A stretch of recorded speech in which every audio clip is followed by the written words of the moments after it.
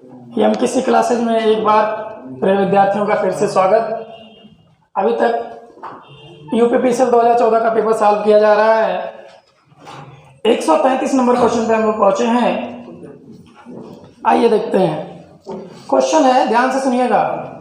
Looping इन और looping out system वाली घरेलू वायरिंग न्यूट्रल को निम्नलिखित से लूप इन और लूप आउट की जाती है।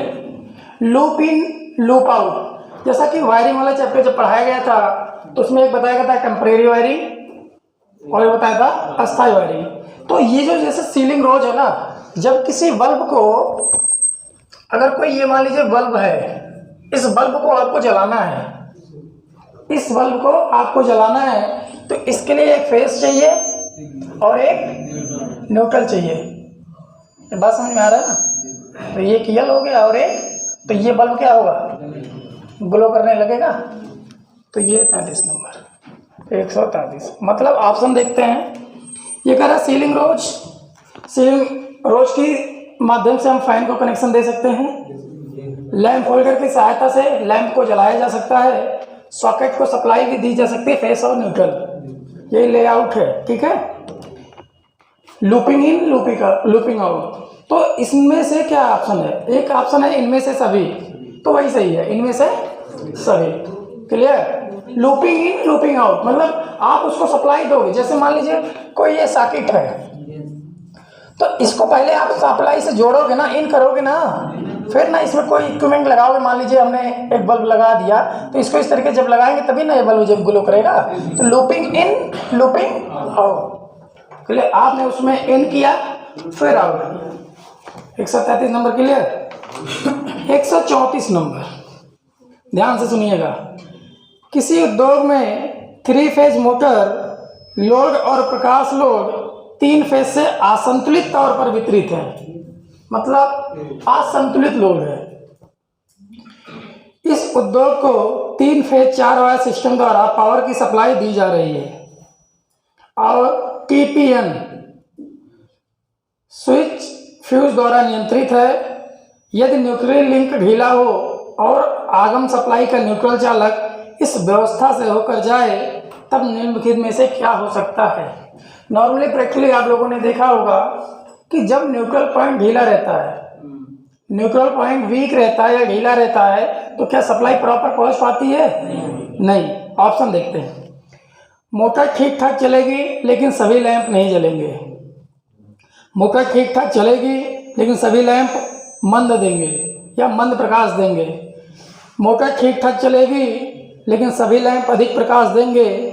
अगला ऑप्शन है डी, मोटर ठीक ठाक चलेगी लेकिन कुछ लैंप मंद प्रकाश हुए और कुछ अधिक प्रकाश देंगे, यहाँ तक कि वे फ्यूज हो सकते हैं।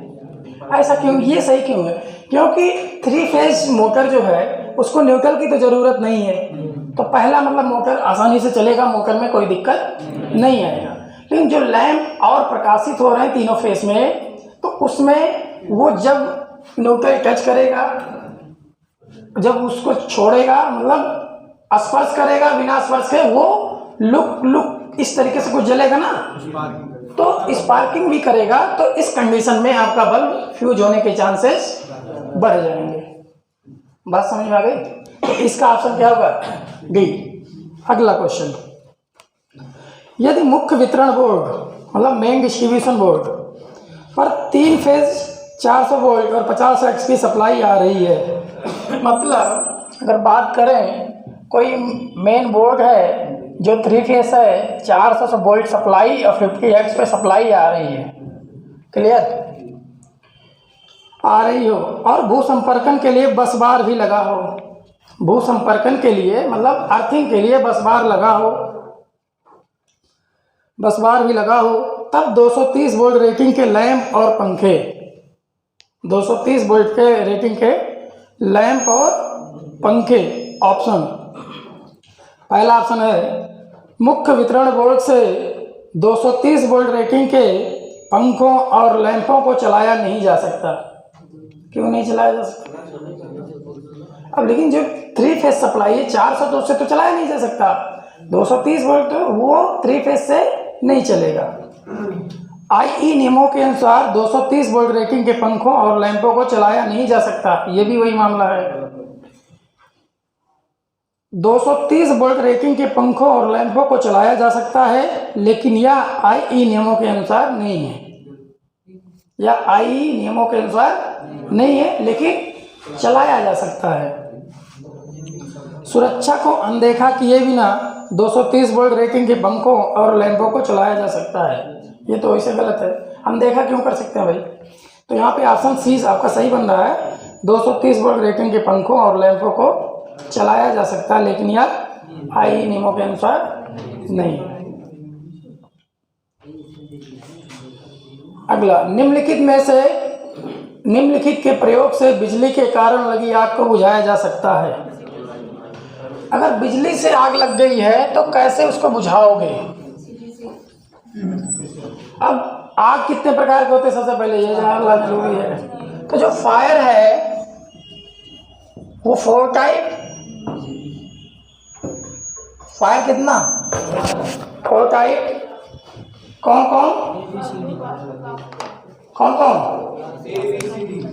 ए, बी, सी और डी। ए में कब बोला जाएगा? जब ठोस पदार्थ में लगा हुआ ठोस, द्रव, गैस और बिजली। ठीक है, तो बिजली की आग लगी है तो इसको कैसे बुझाओगे? तो बिजली की आग लगी है तो सीपीसी या हैलोन टाइप, क्या हैलोन टाइप नामक उपकरण से हम बुझा सकते हैं। क्लियर? क्योंकि सीपीसी जहरीला होता है इसलिए उसको प्राथमिकता नहीं दी गई है। हैलोन टाइप को ज़्यादा वरीयता दी गई है, लेकिन हैलोन टाइप जहाँ इलेक्ट्रॉनिक सर्किटों में आग लगती है वहाँ पे प्रयोग की जाती हैं, क्योंकि वो बहुत महंगा होता है। क्लियर? तो यहाँ पे कौन सा है? कार्बन टेट्राक्लोराइड अग्निशमक। क्लियर? बी ऑप्शन सही है। अब देखिए जो सदाबहार क्वेश्चन है अपनी क्लास का, ऊंची इमारतों में नुकीले चालक लगाए जाते हैं क्योंकि? ऊंची इमारतों में नुकीले चालक लगाए जाते हैं क्योंकि सदाबहार क्वेश्चन लाइटनिंग अरेस्टर का काम करता है। ऑप्शन देखो, आवेशित मेघों को प्रतिकर्षित करते हैं। भैया प्रतिकर्षित करेगा तो क्यों लगाया जाएगा? जब वो अपने पास आने नहीं देगा तो मतलब क्या है उसका? क्लियर? अगला ऑप्शन, मेघ द्वारा प्रेरित आवेश हटाते हैं। ये भी कोई मतलब है नहीं। मेघ से आवेश को हटाकर पृथ्वी पर स्थानांतरित करते हैं। ये सही है। कैसे? इस तरीके से मान लीजिए कोई चिमनी है या ऊंची कोई इमारत है तो इसमें यहाँ पे इस तरीके से कुछ रहता है ना, और इसको हम इसी के माध्यम से ग्राउंड कर देते हैं। क्या कर देते हैं? ग्राउंड कर देते हैं। और जब बिजली कहीं कड़कती है तो ये आकर्षित होती है इस पे और इसके माध्यम से यहाँ पृथ्वी में क्या होती है? समा जाती है, क्योंकि पृथ्वी का विभव शून्य। और जब पृथ्वी का विभव शून्य है तो जो भी दोगे सब शून्य। बात समझ में आ गई? सदाबहार क्वेश्चन है क्लास का, बोलना मत। अगला क्वेश्चन, फ्यूज वायर में निम्नलिखित 2 विशेषताएं होनी चाहिए। ये भी सदाबहार क्वेश्चन बार बार बताया गया है। ऑप्शन देखो, उच्च प्रतिरोध और निम्न गलनांक। उच्च प्रतिरोध तो होना नहीं चाहिए कि भाई चालकता बढ़ानी है ना। किसी पॉइंट में अगर फ्यूज लगाते हैं किस लिए? किसी पॉइंट को जोड़ने के लिए। तो अगर बात करें यहाँ पे फ्यूज लगाना, और फ्यूज कहाँ लगाएंगे? हमेशा सीरीज में। फेज के सीरीज में। इस तरीके से ये फ्यूज है ना, तो फेज के सीरीज में लगा तो जहाँ पे जोड़े तो उसकी चालकता ज्यादा होनी चाहिए ना, और जगह की तुलना में होनी चाहिए कि नहीं?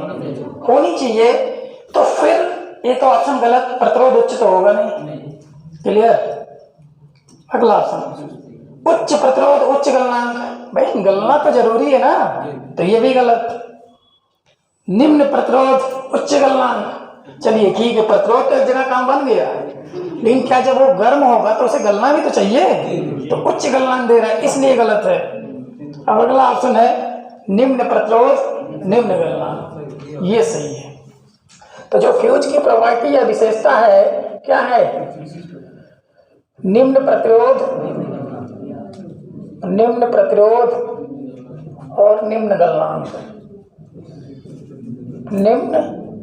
निम्न प्रतिरोध निम्न गलनांक। बात समझ में आ रही है ना? निम्न प्रतिरोध निम्न गलनांक। एक तो पहली विशेषता ये है। चलिए लगे आप दूसरा भी लगा लेते हैं। एक बात करेंगे उच्च विशिष्ट प्रतिरोध की। उच्च विशिष्ट प्रतिरोध और निम्न गलनांक।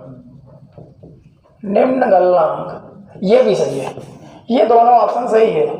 लेकिन अभी जो आप लोगों ने क्वेश्चन पढ़ा इसमें ये ऑप्शन दिया है इसलिए ये सही है। अगर ये ऑप्शन ना देके ये ऑप्शन देता तो भी सही रहता। तो फिर उसकी दो विशेषताएं हैं, निम्न प्रतिरोध निम्न गलनांक, दूसरा उच्च विशिष्ट प्रतिरोध निम्न गलनांक। बात समझ में आ रही ना? कंफ्यूजन होगा तुरंत बोलिएगा और कमेंट करिएगा जरूर। आगे, विद्युत मापन यंत्रों में विद्युत ऊर्जा को निम्नलिखित में रूपांतरित किया जाता है। विद्युत मापन यंत्रों में विद्युत ऊर्जा को निम्नलिखित में रूपांतरित किया जाता है। अब मापन यंत्र किस में रूपांतरित करता है? आपको आप इलेक्ट्रिकल एनर्जी देते हो ना उसको। भाई कोई इक्विपमेंट सप्लाई क्या जा रही है, एक धारा नापना है, करंट नापना है, वोल्टेज नापना है, फ्रीक्वेंसी नापना है, तो वो इलेक्ट्रिकल के वेव फॉर्म को नापेगा ना। तो जो अपना मीटर है, जो मापन यंत्र है, मीटर है, इसको आप दोगे इलेक्ट्रिकल एनर्जी और देगा किसमें? Mechanical energy. तो ये क्या कर रहा है? विद्युत मापन यंत्रों में विद्युत ऊर्जा को निम्नलिखित में रूपांतरित किया जाता है। तो किसमें? यांत्रिक ऊर्जा में। क्लियर? 139 से क्या होगा? यांत्रिक ऊर्जा। और उष्मा ऊर्जा क्या होता है भैया? ये जूल्स लॉ है। H बराबर I स्क्वायर RT, ये उष्मा का नियम जूल नामक वैज्ञानिक ने दिया था। अब अगर उष्मा को कैलोरी में बदलना है तो मल्टी फैक्टर कितना होगा? जूल को कैलोरी में बदलना है तो मल्टी फैक्टर कितना होगा? गुड क्वेश्चन, DRDO में आया हुआ क्वेश्चन, इसरो में भी आया है। उम्मीद करते हैं कि अपनी बार यूपीटीसीएल UPG2 में भी आएगा ये क्वेश्चन कि जूल को कैलोरी में बदलने के लिए उसका मल्टी फैक्टर क्या होगा। जैसा कि हमने अपने क्लास में बताया था, H बराबर 0.24 I स्क्वायर RT, यही है ना? तो मल्टी फैक्टर कितना हुआ? 0. बचा के रखना, ध्यान से रखना, आएगा जरूर क्वेश्चन ये। तो जूल को कैलोरी में बदलने के लिए 0.24 से गुणा कर देंगे। क्लियर? आगे, प्रकाश ऊर्जा। विद्युत ऊर्जा को प्रकाश ऊर्जा में बदलने वाला यंत्र बताओ जल्दी से। विद्युत ऊर्जा को प्रकाश ऊर्जा में बदलने वाला बल्ब है ना। आगे, रासायनिक ऊर्जा। विद्युत ऊर्जा को रासायनिक ऊर्जा में चले अपना है। विद्युत ऊर्जा को रासायनिक बदलता है, रासायनिक को फिर विद्युत ऊर्जा में बदल देता है। नहीं डिस्टर्ब नहीं, रहने दो। आगे, एक क्वेश्चन 140 नंबर। इंसुलेशन प्रतिरोध ज्ञात करने के लिए ओम मीटर की तुलना में मेगर को प्राथमिकता देने का कारण क्या कह रहा है? इंसुलेशन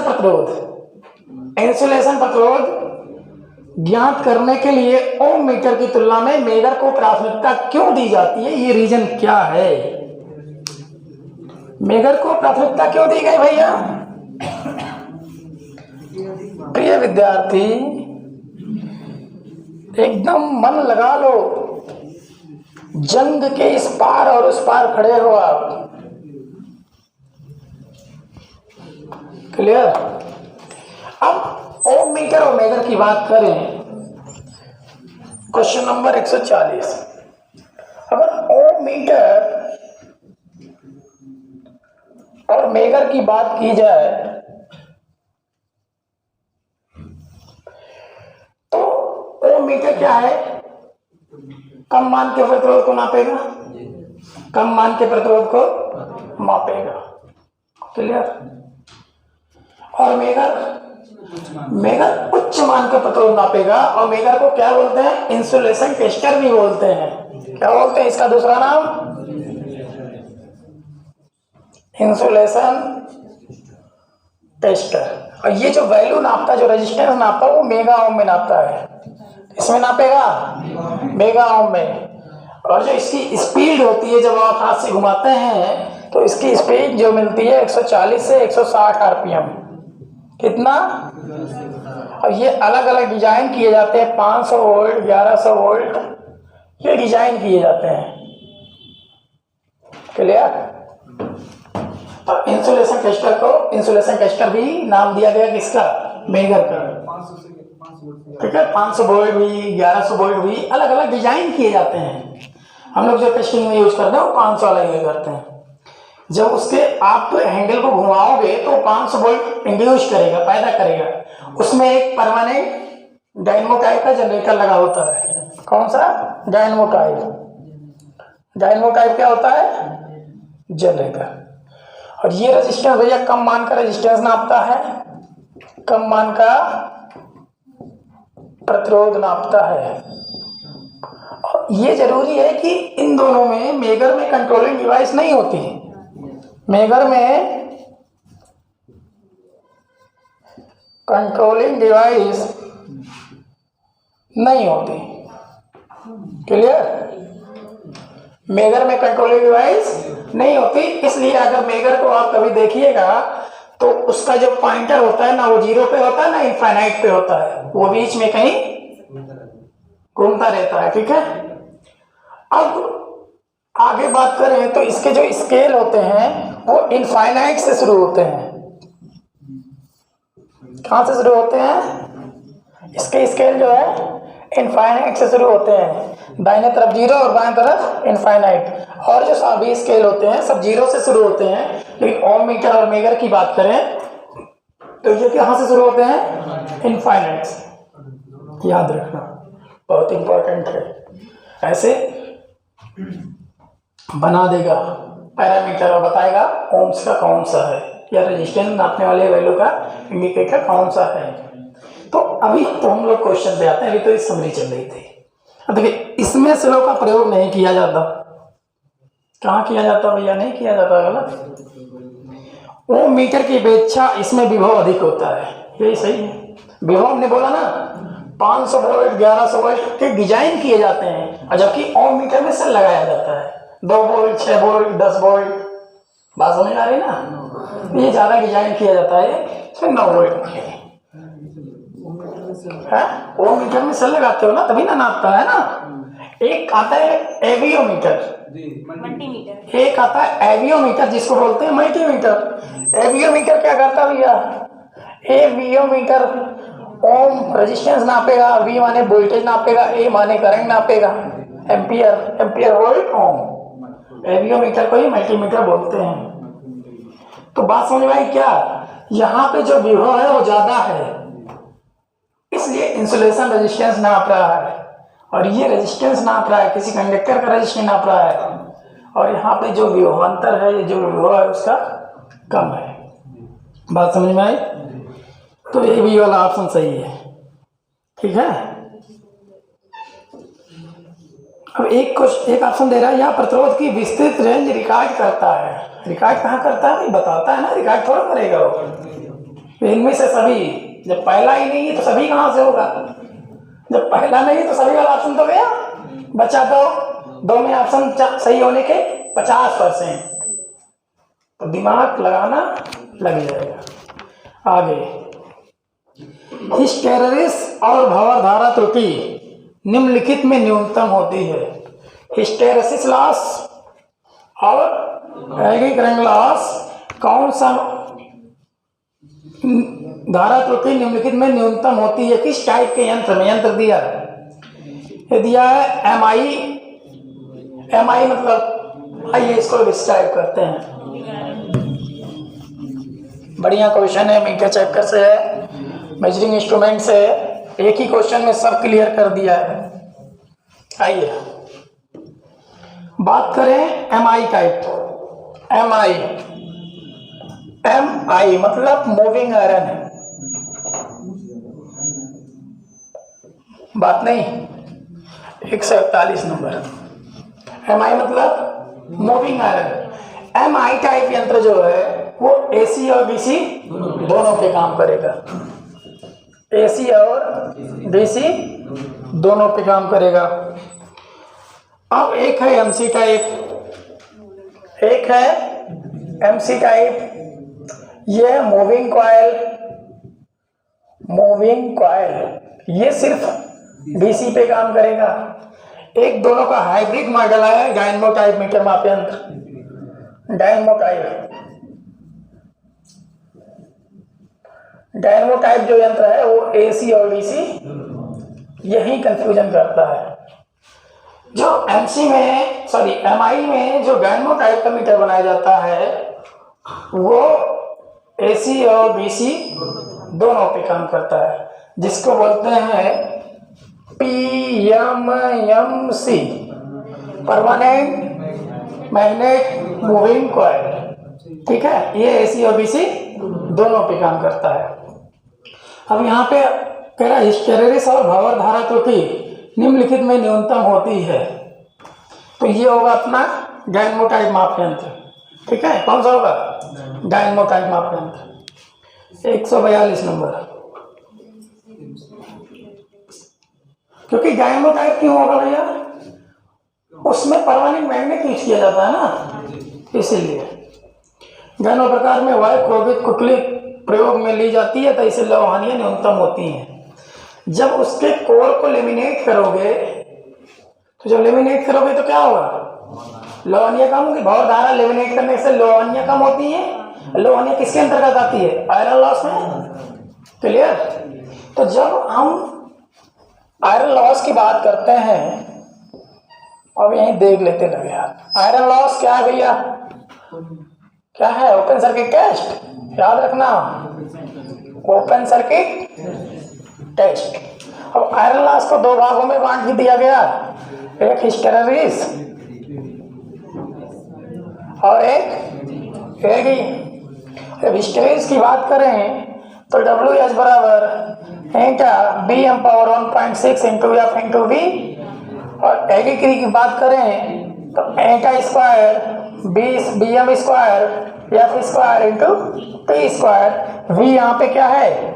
कोर का आयतन, किसमें? mm में।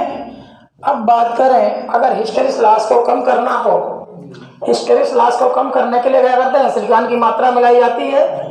लेकिन एडी करंट की लॉस को कम करने के लिए इसको पकड़ लीजिए, ये लेमिनेशन की मोटाई है, लेमिनेशन की मोटाई।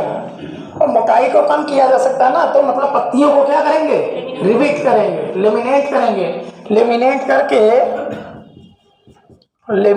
करके लॉस को कम कर सकते हैं। कौन सा लॉस? Eddy current loss. पत्तियों को लेमिनेट करके एडी करंट को कम कर सकते हैं। और हिस्टेरेसिस लॉस के लिए क्या करना पड़ेगा हमें? सिलिकॉन की मात्रा मिलाई जाती है। बात समझ में आ रही है? कोई दिक्कत नहीं? समझ में आएगा तो कमेंट जरूर करिएगा। आगे, ऊर्जा के किसी एक रूप को ऊर्जा के किसी अन्य रूप में स्थानांतरित करने वाली युक्ति कहलाती है। धारिता नहीं भैया, धारिता माने संधारित्र माने कैपेसिटर। क्या करता है? क्या एक से दूसरे रूप में? नहीं। प्रतिरोधक ये भी नहीं। प्रतिवर्तक ये क्या है? परिवर्तक नहीं लिख पाया है, ये प्रतिवर्तक कर दिया, मतलब कन्वर्टर, जो AC को VC को AC में बदला। लेकिन एक जो ट्रांसड्यूसर है जो सिग्नल को किसमें? ध्वनि ऊर्जा में बदलता है ना। ट्रांसड्यूसर क्या करता है? ऊर्जा को एक रूप से दूसरे रूप में परिवर्तित करता है। इलेक्ट्रिकल सिग्नल को किसमें बदलता है? ध्वनि के रूप में ना, ट्रांसड्यूसर। तो यहाँ पे क्या सही होगा? ट्रांसड्यूसर। ठीक है, 142 नंबर। 142 में क्या सही होगा? ट्रांसड्यूसर। बात समझ में आ रही है? कोई दिक्कत नहीं? आगे गुड क्वेश्चन, बहुत बढ़िया क्वेश्चन है। ट्रांसफार्मर में किस वाइंडिंग में टर्नों की संख्या अधिक होती है? भैया अगर बताया जाए, देखा जाए तो ट्रांसफार्मर कि किस वाइंडिंग में करणों की संख्या ज्यादा होती है, ये आप डिसाइड ही नहीं कर सकते हो, इसको आप डिसाइड ही नहीं कर सकते हो जब तक आपको ऑप्शन ना मिले, जब तक ये बोल ना दिया जाए कि ये इस प्रकार का ट्रांसफार्मर है। क्लियर? अब आते हैं ऑप्शन पे, देखते हैं। प्राइमरी वाइंडिंग गलत, सेकेंडरी वाइंडिंग गलत, उच्च वोल्टेज वाइंडिंग, निम्न वोल्टेज वाइंडिंग। हम लोगों ने जो संबंध पढ़ा था ट्रांसफार्मर की बात करें तो ई समानुपाती n पढ़ा था ना। मतलब n का मान अगर बढ़ेगा तो ई का मान बढ़ेगा, तो इसलिए क्या होगा यहाँ ऑप्शन उच्च वोल्टेज। पकड़ के रखना, 1 नंबर दे के जाएगा। ट्रांसफार्मर को ऐसे डिफाइन नहीं कर सकते हो कि प्राइमरी में ज्यादा करना होगा सेकेंडरी में। क्लियर? बात समझ में आ रही है ना मंदर? क्यों समझ में आ रहा है ना? ये कह रहे हैं कि ट्रांसफार्मर को ऐसे ही आप डिसाइड नहीं कर सकते हो कि किस प्राइमरी में कर्णों की संख्या है या सेकेंडरी में कर्णों की संख्या ज्यादा है, जब तक उसके बारे में कोई फैक्ट नहीं लिखेगा कि या स्टेप अप है या स्टेप डाउन है। तो कह रहा है कि एक ऑप्शन दे रहा है प्राइमरी गलत, सेकेंडरी गलत, एक कह रहा है उच्च वोल्टेज वाइंडिंग में। तो मतलब कह रहा है कि कर्णों की संख्या अधिक कहाँ होगी? जहां उच्च वोल्टेज होगा, क्योंकि ई समानुपाती n होता है, इसलिए उच्च वोल्टेज वाइंडिंग में सही है। कोई दिक्कत भैया? नहीं। जहां समझ में नहीं आएगा तुरंत बोलिएगा। फुंसी को फोड़े का रूप धारण मत करने दीजिएगा। हम बार बार यही अपने क्लास में कह रहे हैं, फुंसी को फोड़े का रूप धारण मत करने दीजिएगा। फुंसी को फुंसी ही रहने दो और उसको निकाल के फेंक दो। ठीक? मतलब अपना कंफ्यूजन दूर कर लो। आगे, ट्रांसफार्मर में हिस्टैरिसीस हानियां निम्नलिखित द्वारा कम की जा सकती है। अभी हमने बताया हिस्टैरिसीस हानियां कम कैसे की जा सकती है? सिलिकॉन की मात्रा मिलाकर। देखो अभी बताया, तुरंत आ गया। सिलिकॉन की मात्रा मिलाकर। ये सब सदाबहार क्वेश्चंस हैं, हर बार रिपीटेड क्वेश्चन है। ये नहीं तो ये श्योर है, आना है। हम कह रहे हैं सिलेक्शन हो जाएगा अगर हमारे अकॉर्डिंग आप लोग चलोगे तो। बाकी मेहनत करना आपका काम है, हमारा काम है दिशा और डायरेक्शन सही देना कि कम समय में आपको सफलता अवश्य मिले। ठीक है? आगे समझ गए ना क्या कह रहा है? स्टील लेमिनेशन के सिलिकॉन अंश नियंत्रित करके सिलिकॉन की मात्रा मिलाकर, बात वही कह रहा है। चलिए, एक ऑप्शन दे रहा है इसी में 144 में, ट्रांसफार्मर पर लोड कम करके। भैया लोड पे कौन लॉस डिपेंड करता है? Copper loss. कॉपर लॉस किस पे डिपेंड करता है? लोड पे। मतलब WC बराबर I² × R। और इसकी टेस्ट जो करते हैं शॉर्ट सर्किट टेस्ट। कौन सा टेस्ट? शॉर्ट सर्किट टेस्ट करते हैं और इसको बोलते हैं वेरिएबल लॉस। वेरिएबल लॉस जो धारा के बदलने पे WC का मान बदलता रहता है, मतलब वो धारा पे डिपेंड करता है, जो लोड पे डिपेंड करता है। क्या दिक्कत? तो कॉपर लॉस हमेशा लोड पे डिपेंड करता है, कम होगा ज्यादा होगा, वो लोड जिस तरीके से वेरिएशन होगा उस तरीके से कॉपर लॉस भी वेरिएशन होगा, क्योंकि वो लोड के वर्ग के समानुपाती होता है। क्लियर?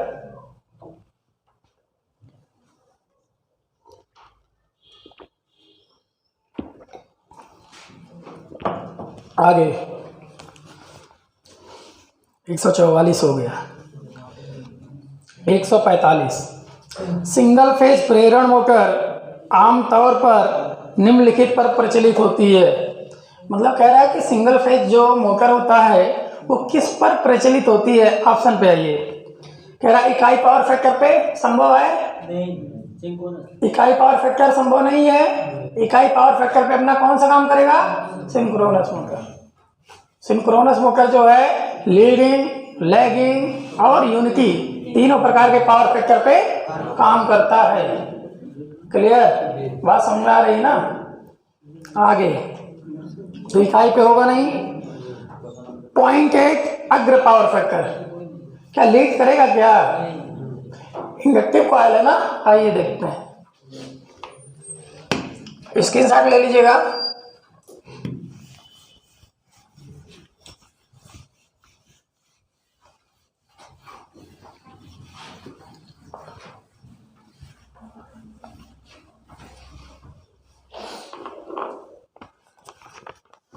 क्वेश्चन कह रहा है सिंगल फेज प्रेरण मोटर आमतौर पर प्रचलित होती है। जो सिंगल फेज मोटर होता है अपना, सिंगल फेज मोटर, पहला ऑप्शन दे रहा है यूनिट। तो अब तो यूनिट पे कैसे काम करेगा? यूनिट पे तो काम करेगा नहीं, क्योंकि जो इसमें जो वाइंडिंग है वो इंडक्टिव कॉइल है ना। कौन सा कॉइल है? इंडक्टिव कॉइल हमेशा किस पे काम करता है? लैग पे ना। आई हमेशा पीछे रहती है। अगर प्योर इंडक्टिव है तो 90 डिग्री, नहीं तो फिर वो वेरिएशन करेगा थोड़ा सा। क्लियर? पहला गलत। अग्र पावर फैक्टर पे तो कभी नहीं काम करेगा। क्यों? अग्र पावर फैक्टर पे कभी नहीं काम करेगा।